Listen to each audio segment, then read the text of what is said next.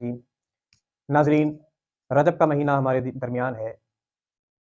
एक साहिब ने सवाल किया कि जनाब, रजब में होने वाली फ़ातिहा हूँडों की न्याज़ के मुताल्लिक़ कुछ बयान रिकॉर्ड करा दें, कुछ फ़ज़ाइल व मनाक़िब ज़िक्र कर दें।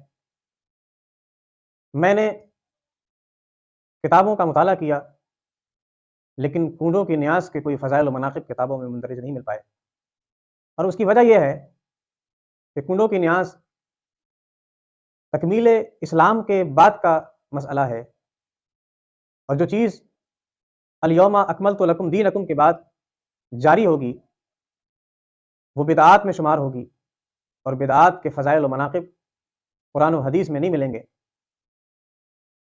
लिहाज़ा हूँडों की न्याज़ की शरई हैसियत तो ये है कि ये जायज़ है, क्योंकि ये बिदअत हसना की कैटेगरी में आती है।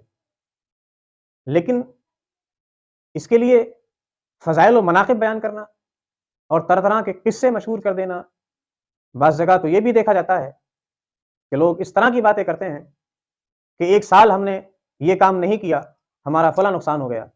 कोई कहता है कि हमने ताज़ियादारी नहीं की, तो नुकसान हो गया। हमने नियाज़ नहीं की, तो नुकसान हो गया। हमने लंगर नहीं किया, तो नुकसान हो गया। हमने कुंडों की नियाज़ नहीं की, तो खसारे में चले गए। मैं पूछना चाहता हूँ, क्या ये शुभ विचार, क्या ये अच्छा ख़्याल आपके दिल में उस वक़्त भी आया जब आपने नमाज़ छोड़ी थी? क्या तब ये ख़्याल आया कि हमारी नमाज़ छूट गई, हमारा नुकसान ना हो जाए?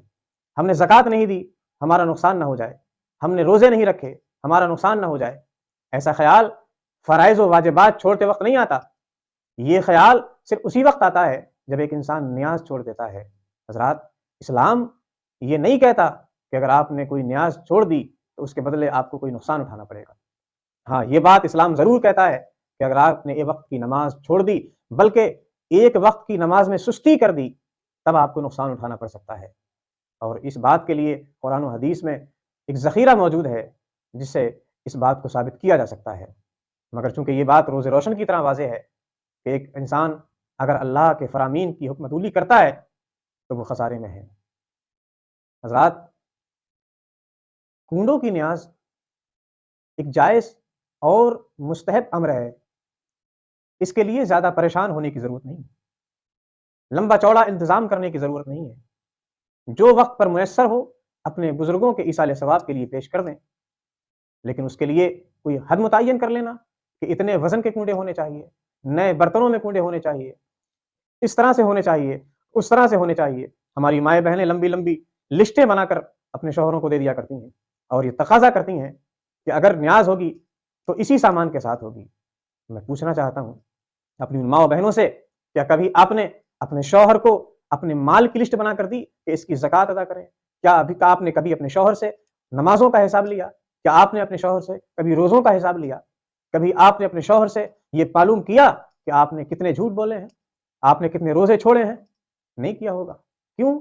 इसलिए कि हमने ज़रूरियात दीन को बालाए ताक़ रख दिया है, और जो दीन में बाद में ऐड की गई चीज़ें, दीन में इज़ाफ़ा किया गया, बिदआत जो इस्लाम में कहीं ज़िक्र नहीं की गई, क्योंकि वो जायज़ हैं इसलिए उलमा मना नहीं करते, लेकिन वो चीज़ें सिर्फ़ जायज़ हैं, उन्हें ज़रूरी समझना, ये इस्लाम पर बुहतान और इफ्तिरा है। उम्मीद है कि हमारे मुस्लिम भाई और हमारी मुस्लिम बहनें दीन की ज़रूरियात को वो दर्जा देंगे जो इस्लाम ने दिया है, और जो गैर ज़रूरी उमूर इस्लाम में हैं या हमारे माशरे में राइज हैं, उनको वही दर्जा देंगे कि जो दर्जा इस्लाम ने उन्हें दिया है। मौला ताला हम सबको दीन सीखने, दीन समझने और दीन पर अमल करने की तौफ़ीक फ़रमाए। हमारे पास दीन की तालीम ना होने की वजह से आए दिन हमारे माशरे में एक नई खुराफात जन्म ले लेती है, और जो नज़रिया कौम में उम्मत मिलकर भी ख़त्म नहीं कर पाती। लिहाज़ा मैं अपने दानिशवर हज़रात से, उलमाए किराम से भी दस्तबस्ता अर्ज़ करूँगा कि कौम में जागरूकता पैदा करें, कौम को ये बताएँ इस्लाम में किस चीज़ का क्या दर्जा है, इस्लाम में सबसे ज़्यादा रिक्वायरमेंट किन चीज़ों की है, इस्लाम किन चीज़ों और किन उमूर के मामलात में क्या स्टैंड रखता है।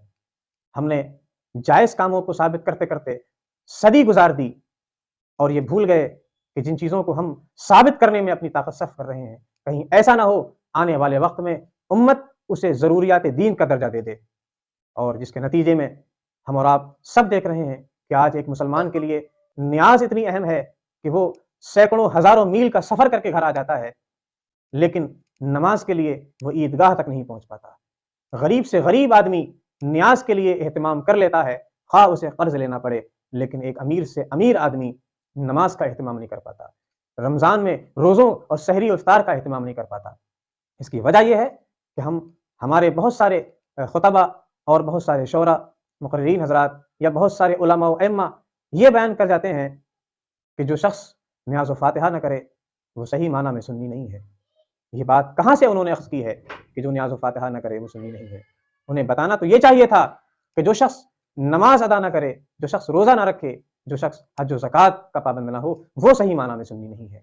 ہاں، جو آدمی نیاز کو شرک و بدعت کہے وہ بھلے ہی سنی نہ ہو، لیکن اگر کسی وجہ سے عمل نہیں کر پایا، نیاز و فاتحہ کا اہتمام نہیں کر سکا، اس پر غیر سنی ہونے کا فتویٰ لگانا دانش مندی اور ہوش مندی کا کام نہیں ہے۔